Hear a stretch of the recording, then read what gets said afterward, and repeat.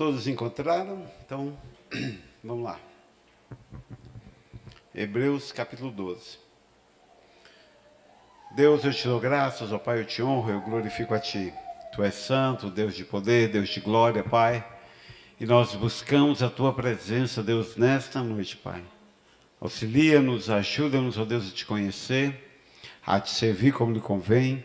Faz de nós, segundo a Tua misericórdia, segundo a Tua revelação, Pai. Te honro, glorifico a Ti, no nome de Jesus. Nome de Jesus. Muito bem. O livro de Hebreus, há aí um mistério histórico sobre sua autoria. Alguns teólogos atribuem a Paulo, outros não concordam que seja de Paulo. Eu gosto de pensar que Paulo tenha escrito Hebreus. Eu acho muita cara dele.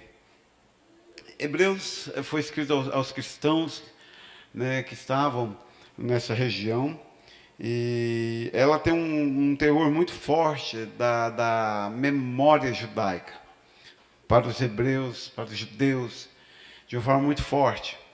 O autor, ele traz à tona, ele resgata, ele rebusca a história do povo de Deus no Velho Testamento, numa aplicação à graça, à revelação que havia sido trazida em Cristo Jesus. Incrivelmente, ele traz de uma forma muito, muito incrível. E ele começa assim, lembrando algo que tem que ser imprescindível para o entendimento do 12, é que ele vem depois do 11. Não podemos tirar de mente que ele é a sequência do 11. O 11 é a galeria da fé, os grandes homens que viveram pela fé, que se entregaram e que serviram a Deus indistintamente. E ele começa assim, então: portanto, nós também, pois que estamos rodeados de tão grande nuvem de testemunhas. E essa tão grande nuvem de testemunhas, da qual o autor fala, ele fala do capítulo 11, dos homens que ele listou ali, de Enoque, de Moisés, de tantos outros que deixaram tudo que tinham e foram fiéis a Deus, fiéis, alguns até à morte, fiéis até aos seus bens, e ele enumera uma grande nuvem de testemunhas. Para nós outros, hoje, neste tempo, é um chamamento a estarmos atentos a tudo aquilo que ocorre à nossa volta. Uma coisa interessante sobre quando me converti, já era uma outra realidade. A gente tinha a impressão que a gente estava sozinho no mundo. Nós não tínhamos internet, nós não tínhamos naquele tempo muitas mídias, o máximo que tinha era rádio. Então a gente ouvia um programa aqui, outro acolá, mas dava uma impressão que a gente estava muito só no mundo. Hoje não. Hoje nós estamos cientes, cônscios de que há uma grande nuvem de testemunhas de Jesus Cristo. Nós ouvimos falar. Então, hoje é instantâneo e imediato. Começa uma guerra lá na Ucrânia. No outro dia a gente começa a ouvir falar de soldados cristãos que viram a mão de Deus os livrando de bombardeios, de tiroteios, enfim. Nós temos uma grande nuvem de testemunhas de homens e mulheres neste tempo que tem servido a Deus, e Deus tem se manifestado, tem se revelado, tem se mostrado como grande eu sou, como Deus de poder, como Deus de glória, como Deus que nos ajuda, que está conosco, que se revela a nós. Então ele chama a atenção dos judeus aqui, dos hebreus aqui, para olharem para a nuvem de testemunha dos seus antepassados. E ele nos chama a atenção neste tempo, para olharmos à nossa volta e ver tudo que Deus tem feito no meio do seu povo. E aí então, ele, depois desse chamamento, ele deixa claro o seu assunto. Portanto, nós também, pois que estamos rodeados de tão grande nuvem de testemunhas. Primeira coisa, deixemos todo o embaraço e o pecado que tão de perto nos rodeia.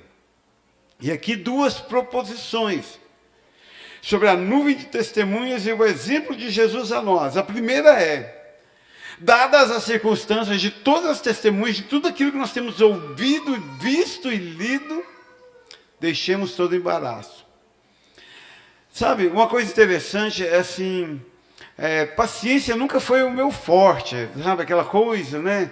Eu nunca fui longânimo. Ao contrário, eu sempre fui muito cortânimo, né? Se é que existe essa palavra, o contrário, né? Fui muito curto e direto. Então, se tem uma coisa que eu aprendi na igreja, é que quando o camarada chega na igreja com muito embaço, a gente já pode bater o carimbinho, inapto para o reino dos céus, apartai-vos de mim, porque eu nunca vos conheci.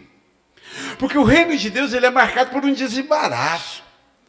Eu não estou dizendo que é falta de tribulação. Nós passamos, nós batemos carro, a gente fica doente, a gente sofre os danos da inflação, a gente passa todas as tribulações. Mas uma coisa que eu aprendi sobre quem é chamado de Deus e quem não é chamado de Deus é o tal do embaraço. Há uns anos atrás, não muito, uns 3, 4 anos atrás, eu tenho um propósito, por exemplo, de todo irmão que é embaraçado não fazer parte do primeiro escalão da liderança da igreja, porque ele não é apto para Jesus Cristo.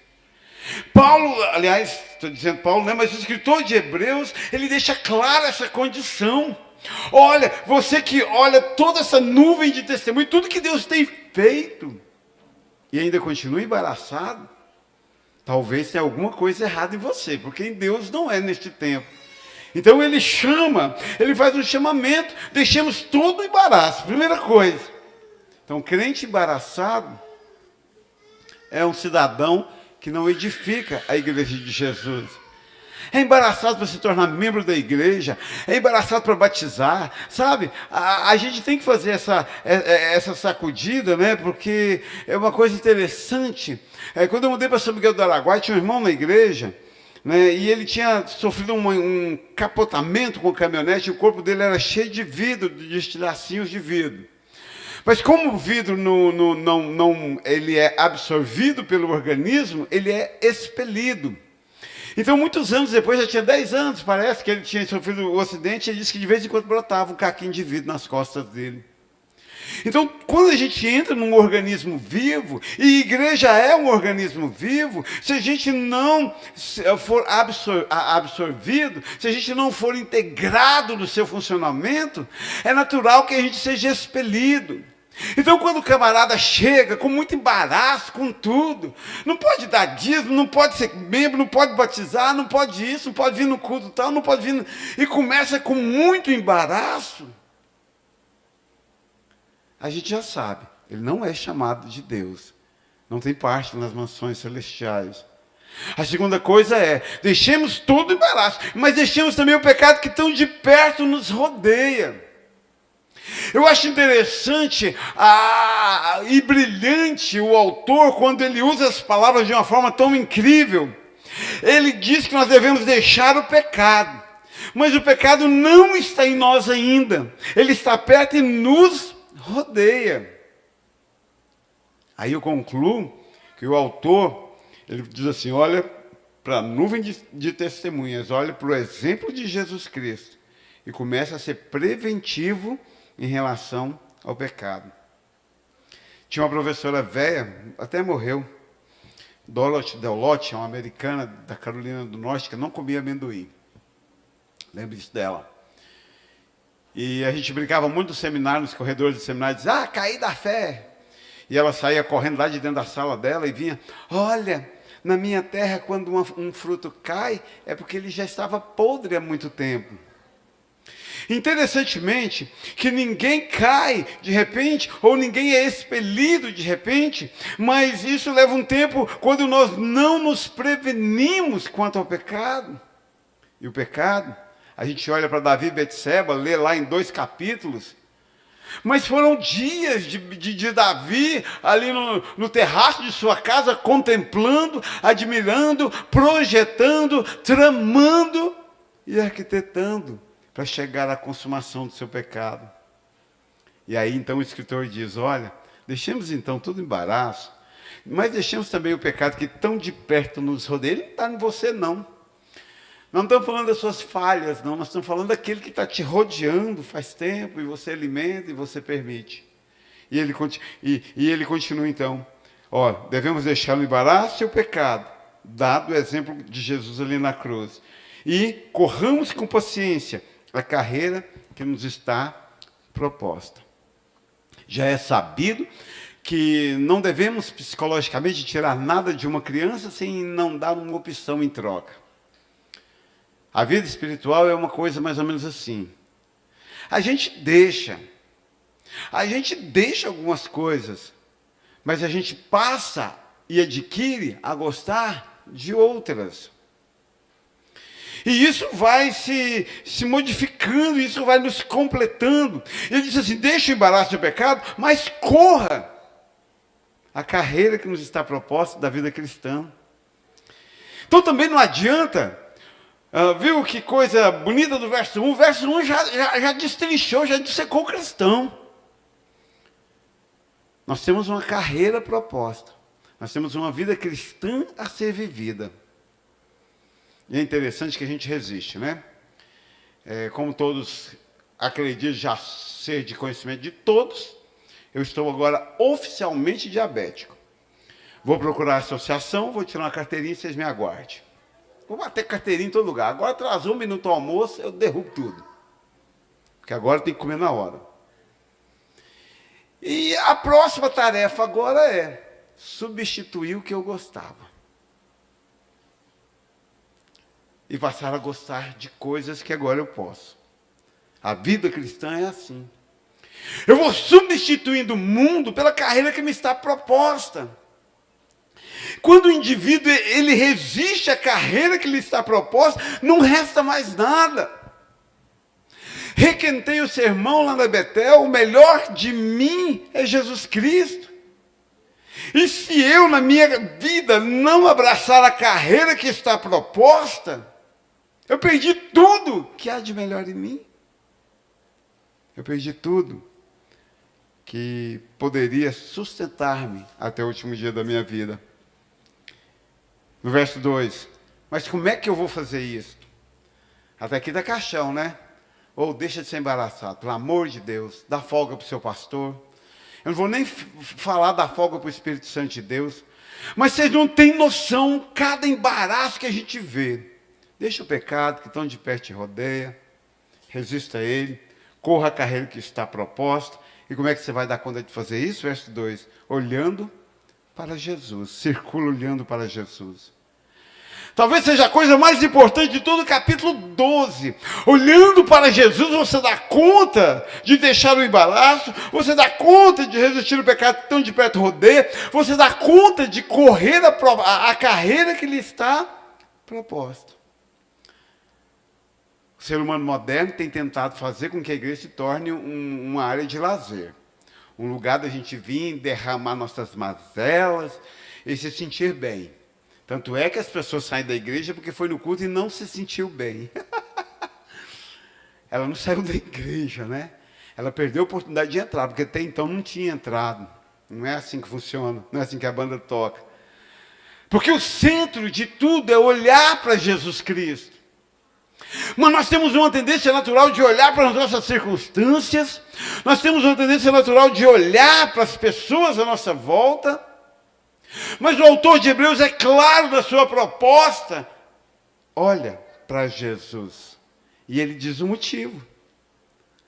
Sabe, quando nós tiramos os olhos de Jesus, nós caímos, nós não damos conta de prosseguir, nós não damos conta de viver, e ele diz o motivo. Olhando para Jesus. Por quê? Porque ele é o autor e consumador da fé.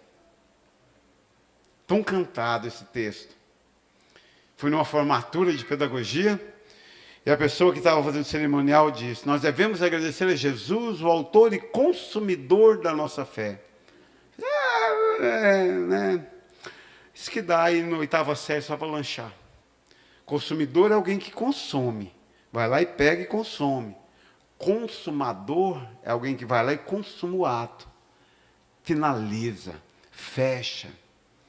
Olha que belo.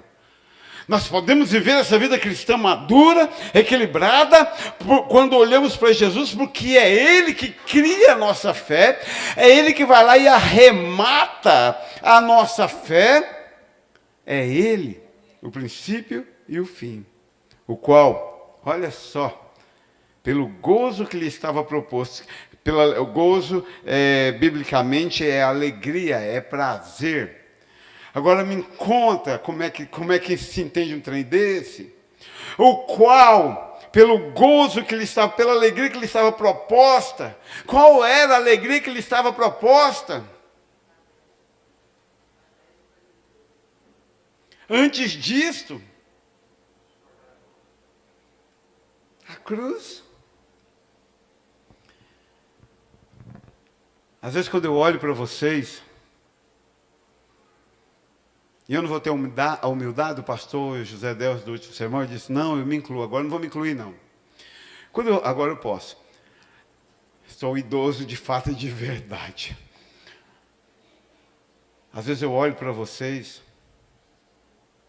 com seus chiliques, com suas mazelas, com suas infantilidades, você aí de casa, se é que você está vendo, que eu tenho que estar punk, a transmissão, com suas mazelas, eu olho para esses ímpios não crentes, não membros que vêm na igreja, tentando tirar onda com a igreja, com a cara da gente, com a cara de Deus. E eu olho para isso e penso, meu Deus, o autor poderia ter escrito, o qual pelo sofrimento que lhe estava proposto. O autor poderia ter escrito, o qual pelos cravos que estava proposto, mas não, ele escreve, o qual pela alegria que lhe estava proposto, suportou a cruz, desprezando a afronta, e assentou-se então, agora sim, irmã Jaciara, à destra de Deus. Mas a alegria de Jesus Cristo foi subir na cruz em meu lugar. Vamos fazer um combinado? Não me peça para ter paciência com o seu chilique, não. Porque eu lembro de Cristo alegremente subindo na cruz em seu lugar e dá vontade de dar pancada. Dá vontade de dar murrão caipira. Dá vontade. Mas claro, a gente é educado, politicamente correto, a gente não faz. Mas consegue entender a grandeza da beleza? Olha para Jesus Cristo. Quem cria, quem arremata a sua fé, olha para a alegria que ele teve quando suportou a cruz e desprezou a afronta em seu lugar. Então não serve ele de qualquer jeito, não. Agora faz sentido Jeremias 41:10, maldito todo aquele que fizer a obra do Senhor relaxadamente. Faz sentido agora, quando você vê que Cristo subiu na cruz com alegria no seu lugar. Imagino eu que ele deve ter subido assim, vou salvar, eu vou conseguir, eu vou salvar. Sem olhar para trás, sem titubear, Cristo suportou a afronta. E 3, considerai, pois, aquele que suportou tais contradições. A própria Bíblia chama de contradição. O Deus Santo, o Deus puro, o Deus único, o Filho de Deus morrendo no lugar dos pecadores. Pois aquele que suportou tais contradições dos pecadores, as contradições que recaiu sobre Jesus Cristo eram nossas. Contra si mesmo, para que não enfraqueçais. Olha para a nuvem de testemunha, olha para o exemplo de Jesus Cristo que subiu na cruz sem olhar para trás e não enfraqueça.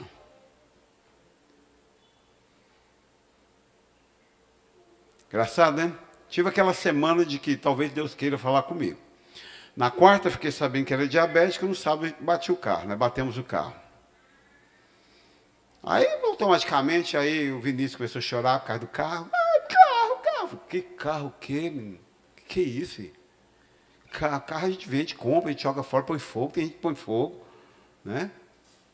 Você manda arrumar, para isso que a gente paga seguro. Só não rolou o Jaguar, né? De pegar um... Cheguei à conclusão que esse negócio de mudar marcha é muito primitivo. Não sei como é que eu vivi tanto tempo mudando marcha. Mas alguém queria que eu estivesse deprimido. Eu, como assim? Mas não vai ser batendo, como assim? Vai adiantar o quê? Quando Cristo subiu na cruz, ele enfraqueceu? Ele desfaleceu em vossos ânimos? Não. Antes ele serviu a Deus dizendo, se for possível, passa, mas se não, faça a tua vontade. É teu querer, é a tua glória a Deus. É vida que segue. É vida que se levanta e serve ao Senhor, independentemente da cisterna, independentemente dos leões, dos gigantes, do mar que tem que ser atravessado. Aliás, quando eu falei com Deus a respeito disso essa semana, Ele me pegou igual peixe pela boca. Simplesmente ouvi dentro de mim: vai, companheiro, você não falou a vida inteira que você é igual ao gato, qualquer altura que jogar você cai de pé, então caia de pé. Aí respondi para dentro de mim: e quem te falou que eu caí? Até agora não. Até agora mantenho-me de pé, com ânimo no Senhor Jesus, autor e consumador da minha fé. A Ele toda honra, por isso eu canto glória. Então, olhe para a nuvem de testemunhas, olhe para o exemplo de Jesus e toma atento. E sirva ao Senhor como Ele é digno. Segunda etapa. Aí parece que ele dá uma guinada na direção e começa a falar mais intimamente. Versículo 4 até o versículo 11. A disciplina do Senhor. Que em momento algum, quando eu mandei os posts falando que eu iria pregar, alguém automaticamente mandou-me uma mensagem: esse sermão não vai ser legal. Ele ofende a graça. Essa coisa de ressuscitar o Deus fogo consumidor, o Deus que disciplina, desde quando? Oh my God, desde quando?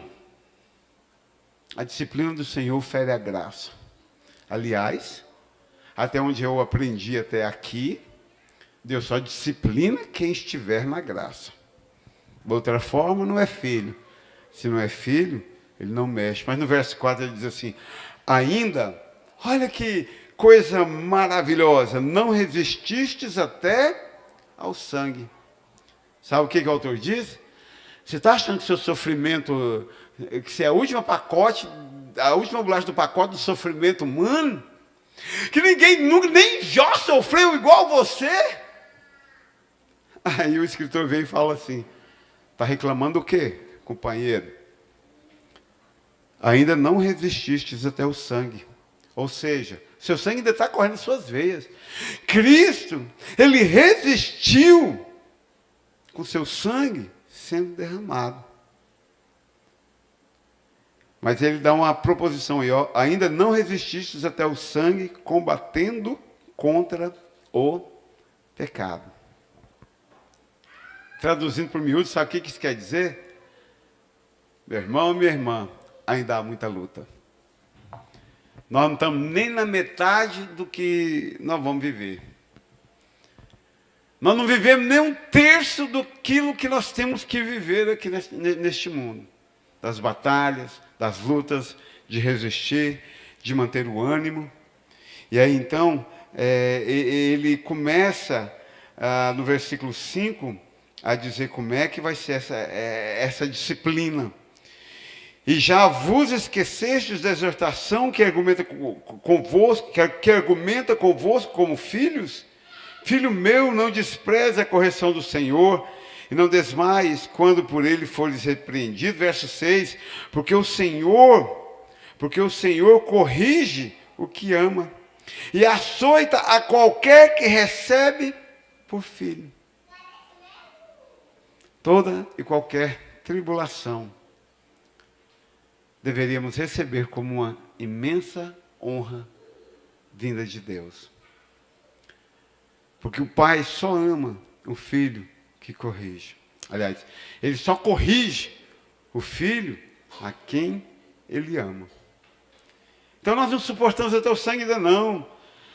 Nós devemos combater sim, porque o Senhor tem nos chamado. O que tem achado incrível na palavra de Deus é o chamamento de Deus a nós, para viver e sermos testemunhas, porque temos um bom exemplo, uma nuvem de testemunhas, mais Jesus Cristo. No verso 7, se suportais a correção, Deus vos trata como filhos. Eu não gosto muito dessa coisa de condicional, não, mas percebe uma condicional ainda aí? Se suportais a correção, Deus vos trata como filhos, porque filho que a quem o pai não corrige, porque, aliás, que filho há a quem o pai não corrija. Coisa interessante. Você sabe uma coisa de porta de escola? Quem trabalha na escola sabe disso? Você sabe quando você pode pedir Jesus, Maria e José para cuidar do caso? Quando a mãe e o pai sentam lá na sua frente e falam assim, eu não dou conta mais dele não. Porque quando o pai e mãe não dão conta mais, não há mais esperança. Mas o autor é claro e enfático. Que filho há a quem o pai não corrija. Mas se estáis, verso 8, sem disciplina, olha que incrível, mas se estáis sem disciplina, da qual todos são feitos participantes, sois então bastardos e não filhos. Compreende a palavra bastardo? É um filho ilegítimo? Um filho que não tem a proximidade do pai? Interessante como nós lutamos para não sermos disciplinados, para sermos livres.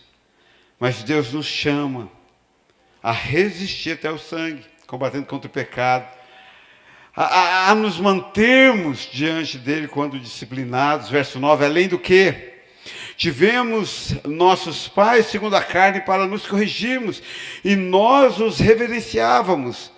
Não nos sujeitaremos muito mais ao Pai dos Espíritos para vivermos? Percebe? Se nós respeitamos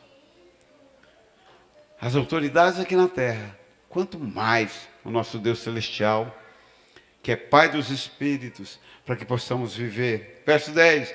Porque aqueles, na verdade, por um pouco de tempo, nos corrigiam como bem lhes parecia, mas este, para nosso proveito, para sermos participantes da sua santidade. Nós vivemos numa eterna discussão se santidade é processo, se santidade é um ato instantâneo. Recebemos Jesus, recebemos a santidade em cima de nós, já somos santos ou não, ou se a santidade será adquirida à medida que nós estamos melhorando. Percebe que o autor de Hebreus faz uma visão nova? A gente aceita a disciplina de Deus e ganha de brinde participar da santidade dele. A gente desenvolve a relação pai e filho com Deus e recebe gloriosamente a condição de sua santidade sobre nós. Verso 11, na verdade, toda correção ao presente não pode ser de gozo, senão de tristeza, no momento, mas depois produz um fruto pacífico, de justiça, nos exercitados por ela. Traduzindo, quem aceita a vida como ela é, quem aceita a direção de Deus sobre si, se torna exercitado nesse caminho, nessa fé da qual Jesus cria em nós, e nos tornamos participantes da santidade de Deus. Então, até aqui, do verso 1 ao 3, existe uma nuvem de testemunhas e um exemplo de Jesus a ser seguido. E ele dá todas as ferramentas e condições, ele cria e arremata a fé dentro de nós, do 4 ao 11. Entretanto, nessa caminhada que nos está proposta, nós vamos encontrar a vara de Deus. Vamos encontrar o amor disciplinador de Deus sobre nós. Mas ele nos dará de sermos participantes da sua santidade. Do verso 12 ao 15. Como ele nos dá essa condição de participar da sua santidade, o autor exalta a importância da santificação na vida do cristão. Verso 12. Portanto, tornai a levantar as mãos cansadas e os joelhos desconjuntados. Isso é um texto de Isaías. E ele quer dizer o quê? Você está cansado? Você está cheio de problema? Dá seus pulos, mané. Levanta e vai servir ao Senhor amar o Senhor acima de todas as coisas. Eu acho interessante como Deus nos ama tanto e acredita tanto em nós que não nos permite ficar nessa condição de derrotados. Aliás, ele nem considera. Se está com as mãos cansadas e os joelhos desconjuntados, se vira e levanta. Levanta porque tem alguém que é autor e consumador da sua fé. Levanta porque tem alguém que te disciplina como filho. Levanta porque tem alguém que te deu santidade, exalou a santidade dele que chegou até você. Levanta e sirva ao Senhor. Verso 13. E fazei veredas direitas para os vossos pés. Ou seja, meu querido, endireite seus caminhos. Ou seja, tenha vida nova. Ou seja, faz diferente. Ou seja, Deus te deu todas as condições de ser uma nova criatura em Cristo Jesus. Ele ainda diz mais, não só te deu as condições, mas ele diz que as coisas velhas ficaram, e eis que tudo se faz. Simples e claro é isso que ele diz. Por isso eu acho que é de Paulo. E fazer veredas direitas para os vossos pés. Ou seja, traça um caminho reto para você, para o que manqueja não se desvie inteiramente, antes seja sarado. Meu querido Deus quer que você seja sarado, firme na fé. Não vamos perder nosso tempo com quem não quer Jesus, com quem não ama Jesus. Tem sido alvo da minha vida. Quero cortar, agora não tem muito tempo, então quero cortar. Ah, não ama Jesus, não ama a igreja? Então não rola. Eu não tenho outro assunto, eu não sei falar de política, eu não sei falar de futebol. Eu ainda acho que o Vanderlei Luxemburgo é o técnico do Corinthians, parece que até quase já morreu. Então se não gosta de igreja, não gosta de Jesus, automaticamente eu não gosto de você também. Não consigo gostar, porque eu não tenho assunto com você. Direite as suas veredas, seus caminhos, seja sarado. Verso 14. Olha que cadência maravilhosa que o escritor de Hebreus faz. Temos uma nuvem de testemunhas. Jesus é o maior exemplo, a maior testemunha. Ele é o autor e consumador da sua fé. Levanta. Ele te corrige, mas ele te dá santidade. E agora, diante de tudo isso que ele fez com você, seguir a paz com todos. E a santificação, aquela que ele te deu, sem a qual ninguém verá o Senhor. Então é básico. Não acho que o versículo irá prescrever. Eu acho que no dia do juízo ele não vai ter valor. Seguiu a paz com todos, buscou a santificação. Pode ver o Senhor. Verso 15, tendo cuidado. Olha aqui. E aí ele arremata essa sessão. Para domingo nós continuarmos no verso 16. Ele arremata essa questão, dizendo, tendo cuidado em tudo isto que você viu, experimentou e percebeu, tendo cuidado de que ninguém se prive da graça de Deus. Olha que incrível. Ele chama a razão, ele dá a bronca, ele chama a disciplina, ele chama a se levantar, ele chama a servir a Jesus Cristo, ele chama tudo e ele diz, olha, não deixa que ninguém te prive da graça do Senhor. Porque é ela que salva, porque é ela que te faz nova criatura. Não se prive da graça de Deus. Não deixa a sua vida tomar um rumo que vai te privar da graça de Deus e de nenhuma raiz de amargura. Tenho dito e proferido que eu luto ardentemente, não quero mais ficar magoado, não vou mais, já faz uns anos e não vai ser agora. Ah, pode sapatear, pode fazer drama, pode fazer drama. Interessante esse equilíbrio da vida, né? E claro, a gente vive aquilo que a gente está vivendo. Quando eu fiquei sabendo que eu era diabético, eu tomei, no momento, falei assim, como vou lidar com isso? Eu tomei duas decisões. Eu não vou fazer drama com isto, mas também não farei espetáculo com isso. Ah, eu estou numa falta de paciência com gente espetaculosa. Nossa, tem dia que na escola bíblica eu estou pensando seriamente tirar esse gasofilácio daqui. Uma hora ele pode se tornar uma arma mortal. Tem trem que voa, né, Max? Voa, já vi trem voando. Ah, um espetáculo. Ah, uma imaginação espetacular. Não. É uma coisa simples. Não se prive da graça, e de nenhuma raiz de amargura brotando vos perturbe, e por ela muito se contamine. O problema é que gente espetaculosa contamina. A gente tem que cortar. Tira do coração. Não, a gente convive, senta no mesmo banco, tudo, mas no coração não. Aqui só entra quem eu permito. Por quê? Porque gente muito amargurada acaba nos contaminando. Exortação sábia. Mas o cerne de tudo é, de tudo que você viver, tenha cuidado que ninguém se prive da graça de Deus. É ela. É a graça que nos faz fortes para observar essas testemunhas, para suportar essa disciplina e para viver essa santidade. Pai, eu te dou graças, eu te honro, eu amo a tua palavra, Deus, e ser glorificado, Deus, nas nossas vidas, Pai. Deus, toma, Deus, nossos corações e faz de nós segundo a tua presença, Pai, no nome de Jesus. Te honro, glorifico a ti, Pai. Deus, toma as nossas vidas, Deus, em um nome de Jesus.